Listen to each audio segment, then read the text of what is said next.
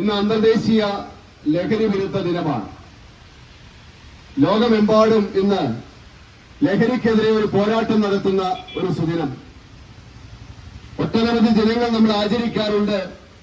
ഒട്ടനവധി മേഖലകളിൽ നമ്മൾ ദിനാചരണങ്ങൾ നടത്താറുണ്ട്. ഇന്നത്തെ ദിനാചരണത്തിന്റെ പ്രത്യേകത നമുക്കറിയാം. കേരളം എന്ന് പറയുന്ന ഈ ദൈവത്തിന്റെ സ്വന്തം നാട്, ഒരു കൊച്ചു കേരളം മദ്യത്തിൽ മുങ്ങി, മദ്യത്തിൽ കുളിച്ച് ആ ഒരു അവസ്ഥയിലേക്ക് നീങ്ങിക്കൊണ്ടിരിക്കുന്ന ഒരു കാലഘട്ടത്തിലാണ് ഗ്രീൻ മിഷൻ കേരളം ഉൾപ്പെടെ, സജീവം പ്രോജക്ട് ഉൾപ്പെടെ, മദ്യവിരുദ്ധ സമിതി ഉൾപ്പെടെയുള്ള സംഘടനാ പ്രവർത്തകർ വരെ ഒരു സായാഹ്ന ധാരണ നടത്തുക. മദ്യത്തിന്റെ ഉപഭോഗം വളരെ കൂടുതലാണ് എന്ന് നമുക്കറിയാം.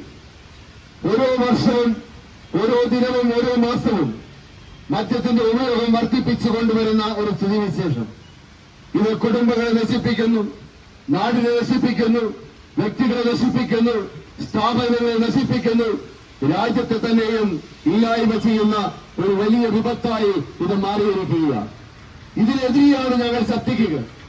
മദ്യത്തിന്റെ ഉപഭോഗം കുറച്ചു കൊണ്ടുവരണം.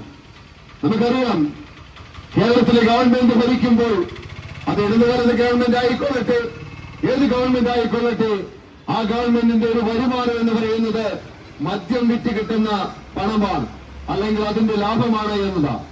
അതുപോലെ തന്നെ ലോട്ടറി വിറ്റ് കിട്ടുന്ന ലാഭം, മദ്യം വിറ്റ് കിട്ടുന്ന ലാഭം ഉപയോഗിച്ചുകൊണ്ട് കേരള സർക്കാർ ഈ നാടിന്റെ വികസന പ്രവർത്തനങ്ങൾ നടപ്പാക്കുകയും സർക്കാർ ജീവനക്കാർക്ക് ശമ്പളം കൊടുക്കുകയും ചെയ്യുമ്പോൾ, മറുവശത്ത് എക്സൈസ് ഡിപ്പാർട്ട്മെന്റുകൾ ഉപയോഗിച്ചുകൊണ്ട് മദ്യത്തിന്റെ ഉപഭോഗം കുറയ്ക്കുവാൻ, ലഹരിക്കെതിരെ പോരാടുവാൻ അവർ കിണഞ്ഞ് പരിശ്രമിച്ചുകൊണ്ടിരിക്കുകയും, ഇതൊരു വിരോധാഭാസം തന്നെയാണ് എന്ന കാര്യത്തിൽ സംശയമില്ല.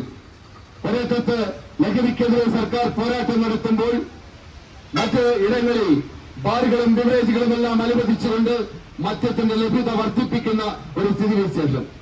ഇതിന് മാറ്റമുണ്ടാകണം. പോളിസികളിൽ മാറ്റമുണ്ടാകണം. സർക്കാരിന്റെ നയങ്ങളിൽ മാറ്റമുണ്ടാകണം. അങ്ങനെ കേരള ജനതയെ രക്ഷിക്കുവാൻ ഇവിടുത്തെ ഗവൺമെന്റുകളും സന്നദ്ധ സംഘടനകളും രാഷ്ട്രീയ പാർട്ടികളും പ്രസ്ഥാനങ്ങളുമെല്ലാം മുന്നോട്ട് വരുന്ന ഒരു കാലഘട്ടത്തിലേക്കാണ് ഞങ്ങൾ ഈ സായാഹ്ന ധാരണ മുന്നോട്ട് വയ്ക്കുന്ന ആശയം. നമുക്കറിയാം, കേരളം അറിയപ്പെടുന്ന ദൈവത്തിന്റെ സ്വന്തം നാട് എന്ന, അതുകൊണ്ട് തന്നെ ഈ നാട് ഒരു വിനോദസഞ്ചാര കേന്ദ്രമാക്കി മാറ്റുന്നു. വിനോദസഞ്ചാര കേന്ദ്രത്തിന്റെ മറവിൽ മദ്യം സുരക്ഷിതമായി ഒരുക്കുന്ന ഒരു സ്ഥിതിവിശേഷമാണ് ഇവിടെയുള്ളത്. നമുക്കറിയാം, ഏതാണ്ട് 7500 കോടിയിലധികം രൂപ കേരള സർക്കാരിന് വരുമാനം കൊടുക്കുന്ന ഒരു ഡിപ്പാർട്ട്മെന്റാണ് ഈ പറയുന്ന ബിവറേജ് കോർപ്പറേഷൻ എന്ന് പറയുക. നാടിന്റെ വികസനത്തിലേക്ക് കൊണ്ടുവരുന്നതിന് പകരം മറ്റ് പല സംവിധാനങ്ങളും ഈ നാടിന്റെ നന്മയ്ക്ക് വേണ്ടി, ഈ നാടിന്റെ വികസനത്തിന് വേണ്ടി കൊണ്ടുവരുവാൻ ഈ സർക്കാരിന് കഴിയണമെന്നാണ് ഞങ്ങൾക്ക് ആവശ്യപ്പെടുവാനുള്ളൂ. മറ്റു പല സർക്കാരുകളെയും നമ്മൾ കണ്ടുപഠിക്കണം. ഒരുപക്ഷെ നമ്മുടെ നാട്ടിൽ ഇത്തരത്തിലുള്ള സംവിധാനങ്ങളില്ല എന്നതാണ് ഈ നാടിന്റെ പോരായ്മ. ഇവിടെ മദ്യത്തിന്റെ കാര്യം മാത്രമല്ല, നമുക്കറിയാം, ലഹരി വിമുക്ത ദിനം അല്ലെങ്കിൽ ലഹരി വർധന ദിനം എന്ന് നമ്മൾ പറയുമ്പോൾ, ലഹരി എന്ന് പറയുന്നത് പലതരത്തിലുണ്ട്. ഇന്ന് പല രീതിയിൽ, പണ്ട് കാലങ്ങളിലൊക്കെ ആളുകൾ അധ്വാനിച്ചവൻ ചോരനീരാക്കി വീരപ്പണിക്ക് അധ്വാനിച്ചിട്ട് ഭവനങ്ങളിലെത്തുമ്പോൾ ഒരു ഗ്ലാസ് കള്ളോ അല്ലെങ്കിൽ അല്പം ചാരായമോ അവന്റെ ഉറക്കത്തിന് വേണ്ടി, അവന്റെ മയക്കത്തിന് വേണ്ടി അവൻ ഉപയോഗിച്ചിരുന്നെങ്കിൽ ഇന്ന് ആ കാലഘട്ടമൊക്കെ കടന്നുപോയി. പ്രായപൂർത്തിയായവർ എന്നല്ല, ഇന്ന് പിഞ്ചു കുട്ടികൾ വരെ രാസലഹരിക്ക് അടിമപ്പെട്ടിരിക്കുന്ന ഒരു കാലഘട്ടത്തിലൂടെ കടന്നു പോവുക. നിങ്ങൾക്കറിയുമോ, ലഹരി മുക്തി കേന്ദ്രങ്ങളിൽ വന്നിട്ടുള്ള കേസുകളിൽ, കണക്കുകളിൽ 2ാം ക്ലാസ്സിൽ പഠിക്കുന്ന കുട്ടികൾ പോലും ലഹരിക്ക് അടിമയാണ് എന്ന യാഥാർത്ഥ്യം നമ്മെ ഞെട്ടിക്കുന്നതാണ്. ഈ കേരളത്തിന് അപമാനമായി മാറിക്കൊണ്ടിരിക്കുകയും ഇതിനാരാണ് ഉത്തരവാദി? അനേകം കോടി രൂപയുടെ ലഹരികൾ കേരളത്തിലേക്ക് ഒഴുകുവാൻ ഇവിടുത്തെ ഭരണ സംവിധാനങ്ങൾ ഒത്താശ ചെയ്ത് കൊടുത്തിട്ടുണ്ട് എങ്കിൽ അതിന്റെ സിക്തഫലം നാം ഓരോരുത്തരും ഇന്ന് അനുഭവിച്ചുകൊണ്ടിരിക്കുക.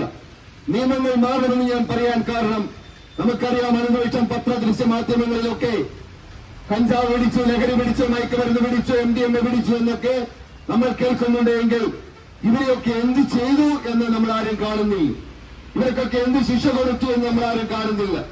അതുകൊണ്ട് കഠിനമായ ശിക്ഷകൾ ഇത്തരം ലഹരിയുടെ ഉപയോഗം നടത്തുന്നവർ, വിൽക്കുന്നവർ, വാങ്ങുന്നവർക്കൊക്കെ കൊടുക്കാൻ കഴിഞ്ഞാൽ അവരൊരു 10 വർഷമെങ്കിലും പുറം ലോകം കാണാതെ, ജനിപ്പിച്ച അച്ഛനെ കാണാതെ, ജനിപ്പിച്ച അമ്മയെ കാണാതെ, കൂടപ്പിറപ്പുകളെ കാണാതെ ജയിലിന്റെ ഉരുത്തലകളിൽ കഴിയേണ്ട ഗതികേടവനുണ്ടായാൽ ഈ സമൂഹത്തിന് മാറ്റമുണ്ടാകും. യാതൊരു സംശയവും വേണ്ടി. അതുകൊണ്ട് ശിക്ഷാ നടപടികളുള്ള നിയമങ്ങൾ ഇവിടെ മാറ്റമുണ്ടാകണം.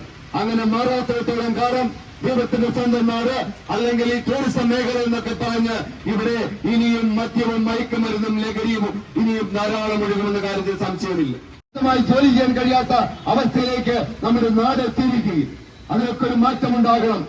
മാറി ചിന്തിക്കണം. അതിനുവേണ്ടി പഠനങ്ങൾ നടത്തണം. രാഷ്ട്രീയ കക്ഷികൾ ഒരു ബേസിക്